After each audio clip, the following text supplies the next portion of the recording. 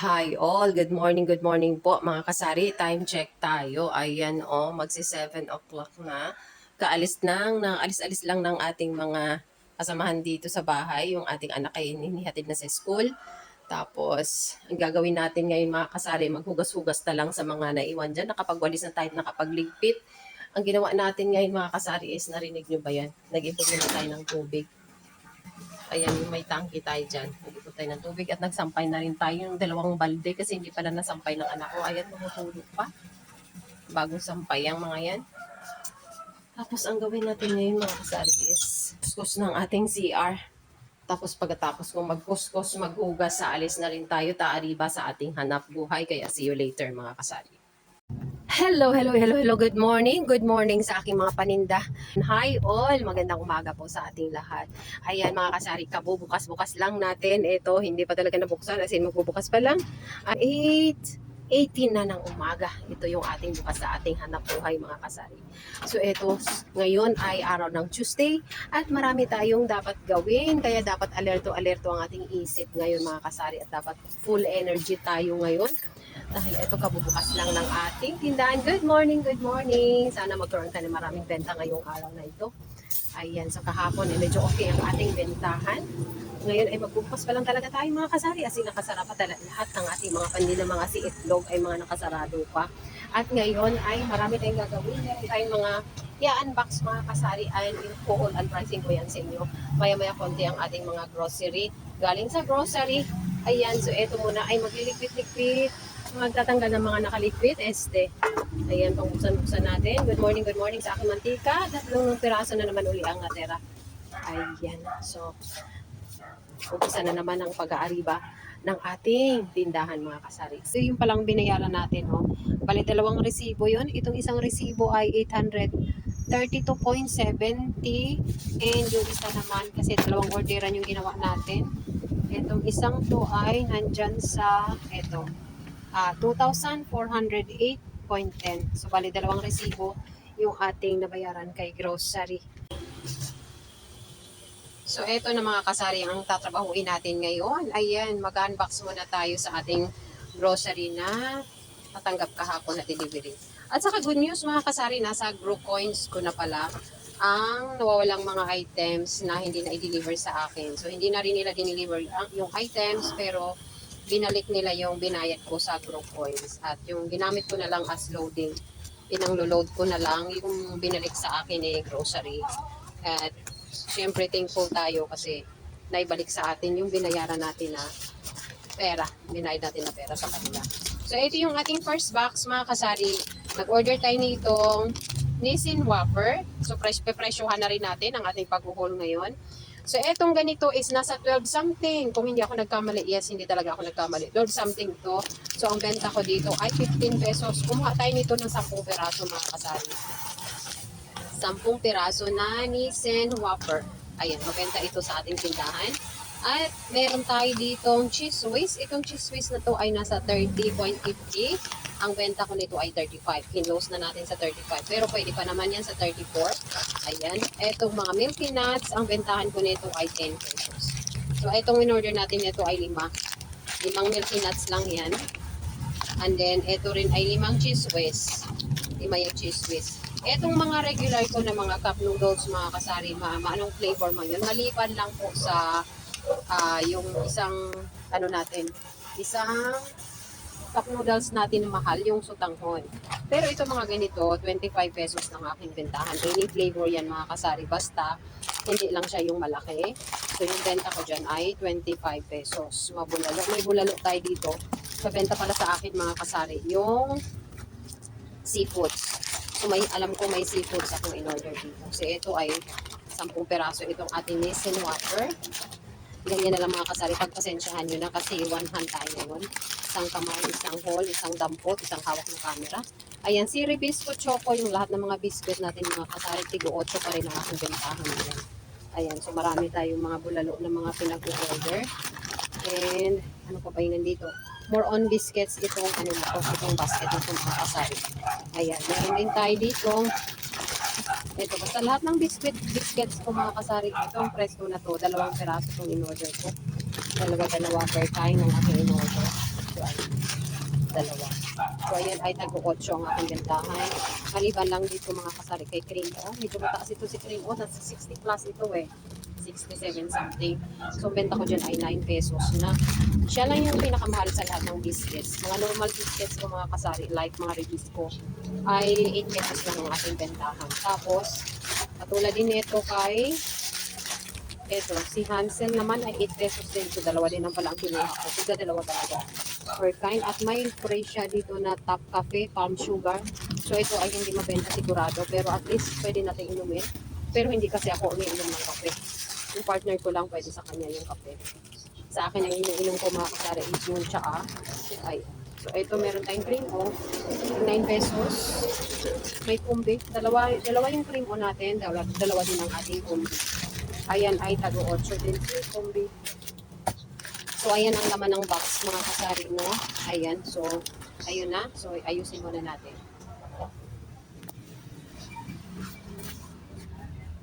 Ayan, mga kasari. So, ito yung ating pangalawang box. Anyway, mga kasari, 4 na boxes lang. Papakita ko lang sa inyo. I-haul at papresyohan natin kung magkano aking bentahan dito. Para ito sa, parang idea din kung sa inyo, compare din natin kung magkano presyo nyo at magkano rin sa akin. Pero magkaiba tayo sigurado niyan mga kasari kasi magkaiba tayo ng pinagkukuhanan.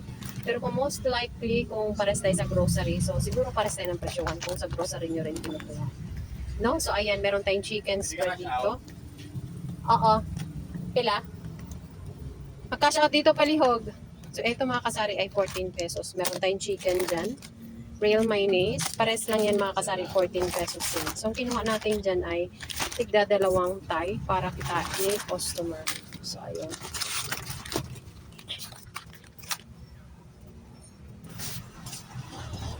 So, ito na mga kasari yung laman yan, no? Nilabas lang natin. Nilabas na rin natin yung iba nating mga cup noodles. Nadagdag dito yung ating seafoods. Na sobrang mabenta din ito mga kasari. Tag 25 pesos yan ang aking bentahan. And ito, yung remaining na natira dito sa ating box ay more on mga regular na pansit canton. Meron tayong chili mansi, sweet and spicy. Ayan, yung dalawang klaseng yan. At may nahalo dito na Hansel. May isa pa tayong Hansel which is 8 pesos din ang ating bentahan. Dalawang Hansel pala. Kalimutan ko, dalawa pa lang order ko niyan. Bawat klase ng ating biscuits. So dito, ay more on extra big na canton. Ayan. Lima-limang klase mga kasari bawat flavor. At ang bentahan ko dyan ay 21 pesos na. 21 pesos ang aking bentahan. May Hansel din tayo dito na chocolate. Yan din ay dalawa. Dalawa din ang ating binili. Ayan. Dalawa rin. So, dala-dalawa bawat klase ng biscuits na in-order natin. And meron pa ako dito etong kondensada. Ito si kondensada mga kasari. Ito ay 9 pesos. Ka-level siya ng cream o na blue. So yan ay tag 9 pesos dito sa aking tindahan. Kasi 60 plus ng puhunan yan. And ito, dalawa yung ating kinuha dyan. Binili natin. Ayan, dalawa. So meron pa tayo dito. Ano pa ba ito? Again. Tita rin. Dalawang tita din ang ating binili. So, ayan. So, dalawang pita. Yun ang mga laman ng box na yan, no? Yan ay mga fast-moving items dito sa aking tindahan, mga kasari. Na lagi ko yan silang in-order dito sa aking tindahan kasi mabilihan sila. So, ayan yung ating nakuha ng mga items. Meron pa tayong isang box dito. Ayan, mga kasari. Malapit na tayong matapos. Itong box naman na to mga kasari is yung ating iba pang mga cup noodles na blue. Kasi ito si seafoods na talaga ay sobrang mabenta. Kaya kumuha tayo nito sa 10 peraso. Ayan, 1, 2, 3, 4, 5. So dito ay 5 din. So 10 pieces ang ating order. Wala. Ay, ano lang, mineral water. May 15, may 20. 20 pesos na mineral. O, ayan dito mga kasari. Tuloy na natin. Meron tayo ditong crispy fry na tagpo 1 kilo. Ito ay bentahan ko ay tagpo 20 pesos. Meron din tayo dito yung 1/2 kg lang. Ayan ay 13 pesos. So, ayan, tagpo 10 peraso yata ang in-order ko nito. Tapos, ito na. Yung sunod is yung si Dutch Mill. Meron tayong apat na pack. Ito ay mabenta sa akin per pack ang binibili nito. So, ang bentahan ko dyan ay 14 pesos, 56 per pack. Tapos, yung kape na natin, mga kasari, yung Blanca.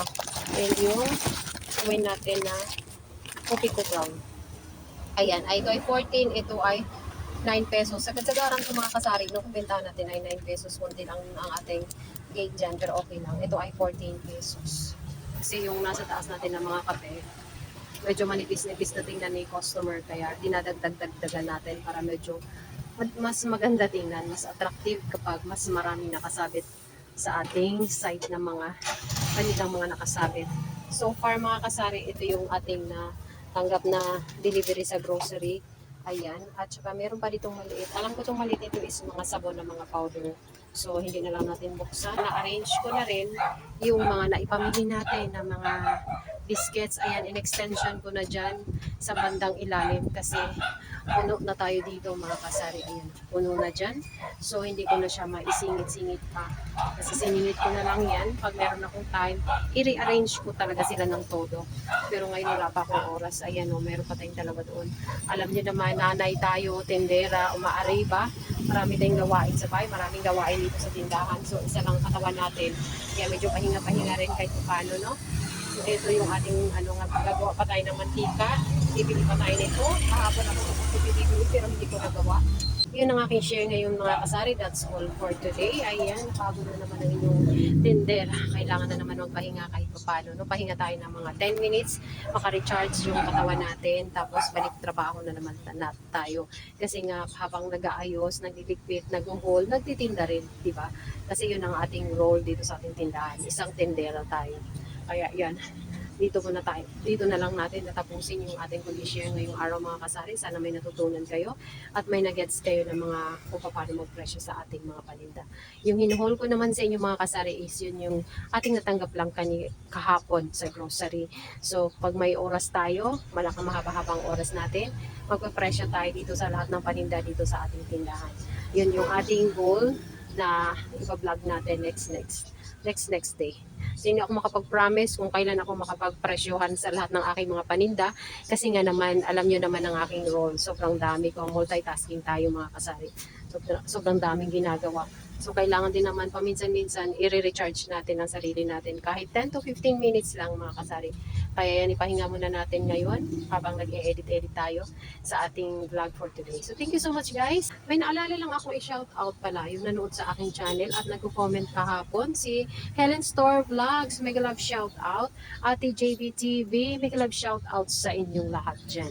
Ayan yung aking nakita nagko-comment sa aking kahapon. At si Jovens Agri Homes, ayan, pakidalaw na rin sa kanyang channel kasi nanonood din siya dito sa ating YouTube channel. Ayan, ayun lang po ang may share ko ngayong araw mga kasari. Tayo po ay mag-recharge ng 15 minutes at magbabalik ayos na naman sa ating mga paninda habang walang mga bumibili. Ayan, thank you so much guys for watching and happy Tuesday all sa inyong lahat. And huwag po kalimutang mag-ingat-ingat sa araw-araw. Thank you so much and see you all on my next video. Bye! God bless everyone.